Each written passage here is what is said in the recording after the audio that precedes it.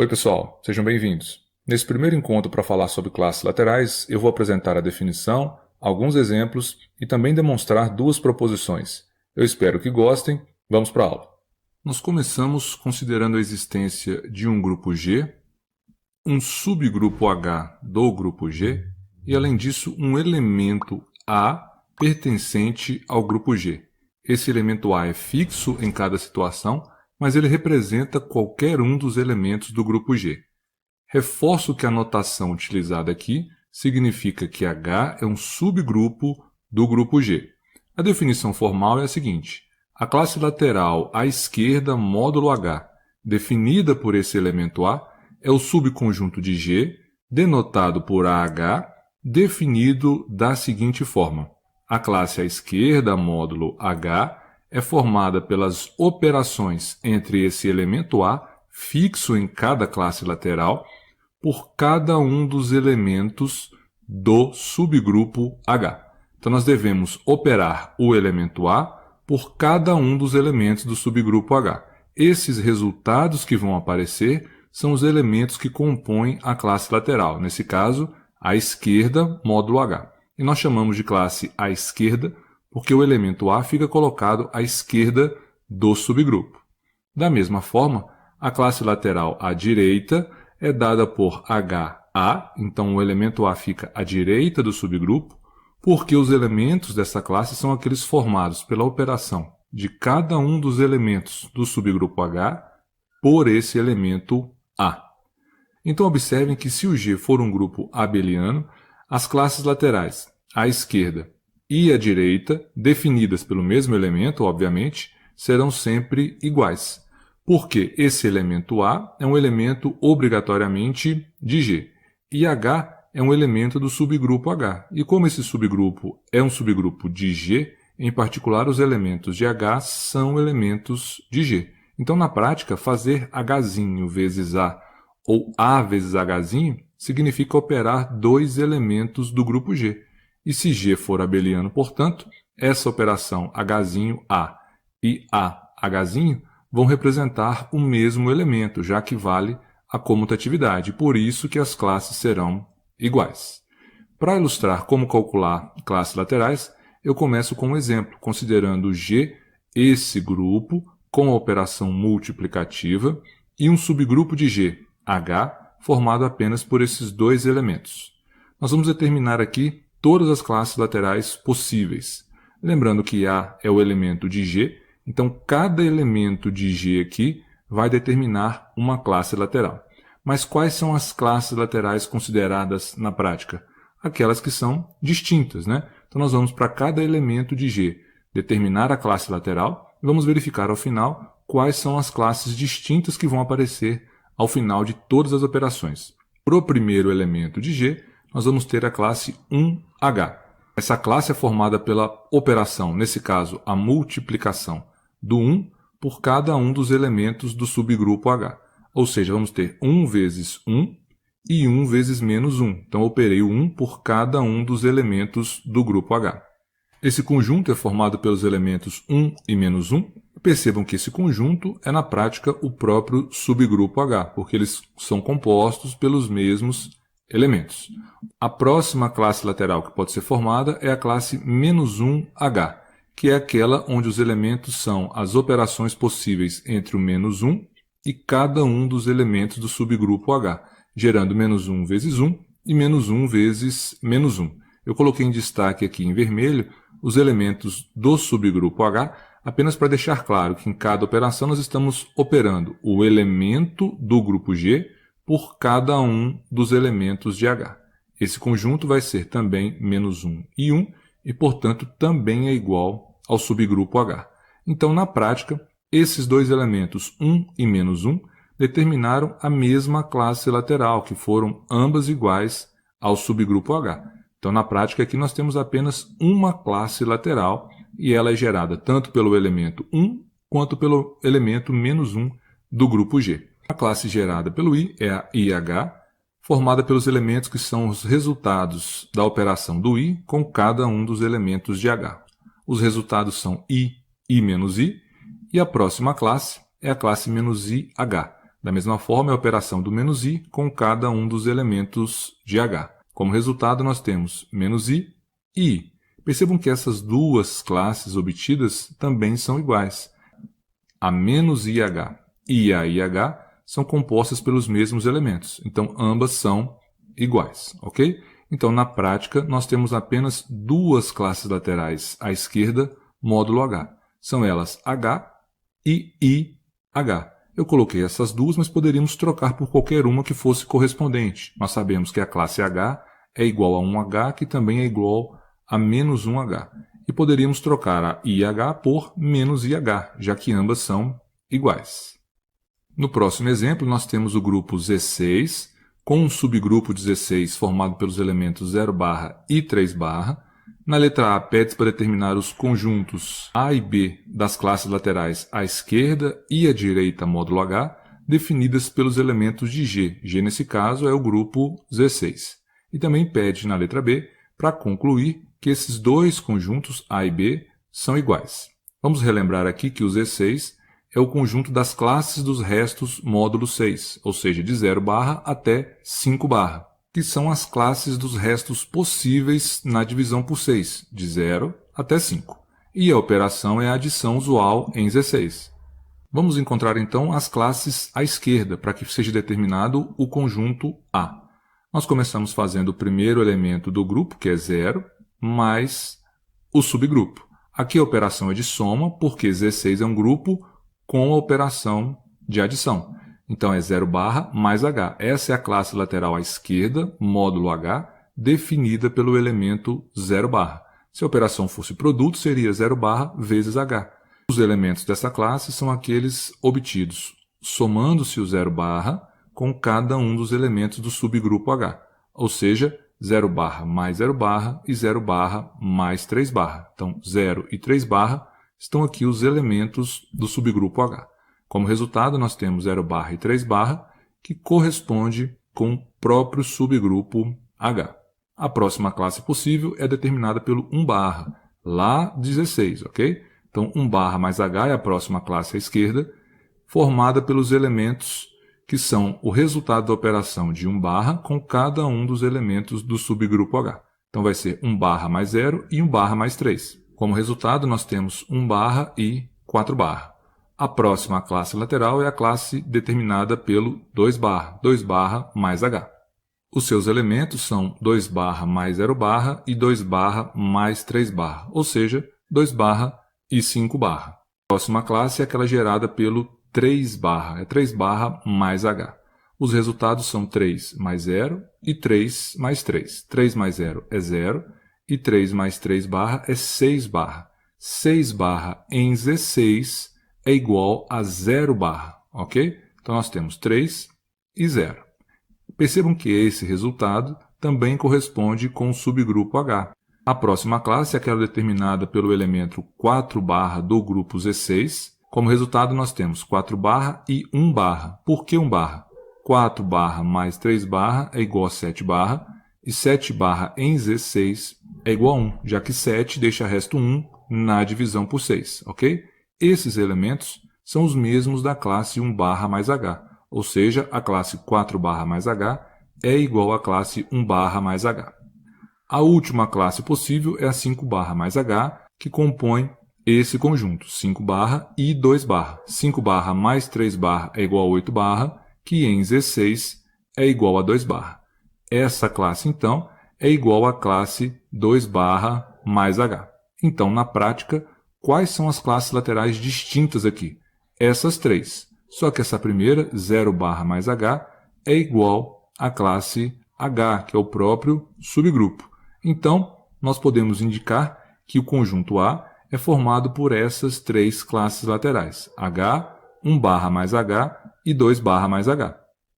Já as classes laterais à direita são determinadas de forma similar ao feito para as classes à esquerda. A primeira delas é a classe à direita determinada pelo elemento 0 vai ser a classe H mais 0 Os elementos dessa classe são os resultados da operação de cada um dos elementos do subgrupo H pelo elemento 0 ou seja, 0 mais 0 e 3 mais 0. Aqui o resultado é o próprio subgrupo H, A próxima classe é H mais 1 barra, então é pegar cada elemento do subgrupo H e somar com 1 barra, ou seja, 1 barra e 4 barra.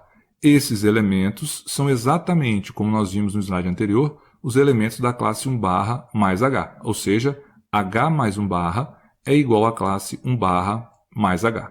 A próxima classe, H mais 2 barra, que tem como resultado 2 barra e 5 barra. Esses elementos são exatamente os mesmos elementos da classe 2 barra mais H. Então, essas duas classes, a direita e a esquerda, são iguais. A outra, H mais 3 barra, então esses são os seus elementos que correspondem ao subgrupo H. A próxima, H mais 4, que são os elementos 4 barra e 1 barra, que correspondem à classe 1 barra mais H. E a última, H mais 5 barra, que são 5 barra e 2 barra, que correspondem, mais uma vez, à classe 2 barra mais H. Então, quais são aqui as classes distintas que nós encontramos? H, 1 mais H e 2 mais H. As outras são iguais a essas. Então, cada classe lateral à direita é igual à sua classe correspondente à esquerda. Então, qual é o conjunto B das classes à direita? Coincide com o conjunto das classes à esquerda. Sendo assim, o conjunto A das classes à esquerda é igual ao conjunto B das classes à direita. Agora, a primeira proposição, a união de todas as classes laterais à esquerda módulo H é igual ao conjunto G. O que isso significa na prática? Voltando para a determinação das classes laterais à esquerda, perceba que se nós unirmos as três classes que nós encontramos, o resultado vai ser o próprio grupo Z6. Então, a união das classes gerou o grupo que está sendo utilizado aqui, nesse caso, o Z6. É isso que significa esse resultado. Então, nós queremos provar aqui na proposição 1 que a união das classes laterais à esquerda gera todo o grupo G. Para demonstrar isso, vamos tomar como E o elemento neutro do grupo G. É claro que ele possui um elemento neutro, ele é um grupo. Além disso, por hipótese, o H é subgrupo de G. Nós já vimos um resultado nas aulas de estruturas algébricas, eu vou deixar inclusive um card aqui, que para um grupo e para o seu subgrupo, ou qualquer um dos seus subgrupos, o elemento neutro dos dois tem que ser o mesmo. Então, se E é o neutro de G, o E também é o neutro de H.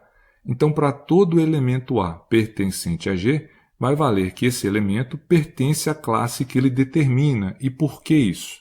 Observem que a classe AH é aquela cujos elementos são as operações do elemento A por cada um dos elementos do subgrupo H.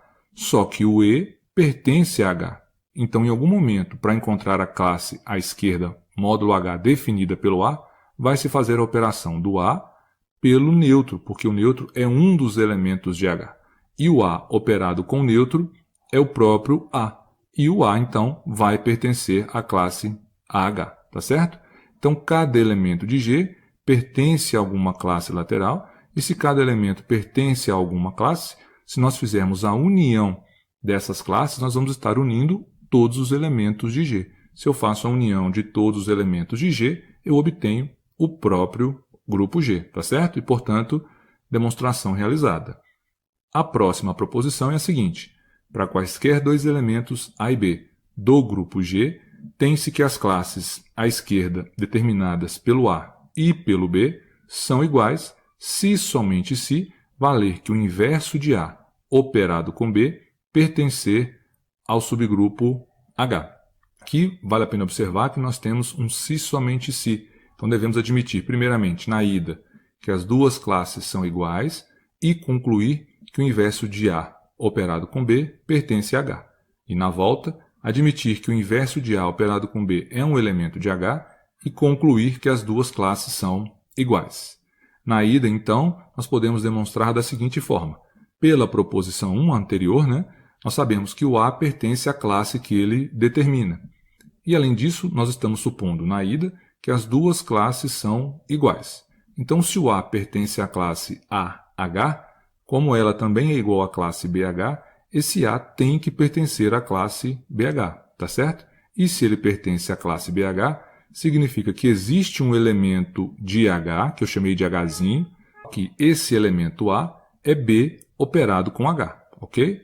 Bom, vou operar aqui dos dois lados pelo inverso de A, E eu posso fazer isso porque há um elemento do grupo e todo elemento do grupo possui inverso. A menos 1 operado com A é o neutro, então nós vamos ter neutro igual a menos 1, BH. Agora posso operar ambos os lados à direita pelo inverso de H, também posso fazer isso porque H é um elemento do subgrupo H, e no subgrupo todo elemento possui inverso, então opero aqui ambos os lados por esse elemento. Neutro com H-1 é o próprio elemento, e aqui H com H-1 é neutro, então fica apenas A-1 operado com B. Lembrem que H-1 é um elemento do subgrupo H, ou seja, H-1 pertence ao subgrupo H. Porém, o H-1 é o inverso de A operado com B.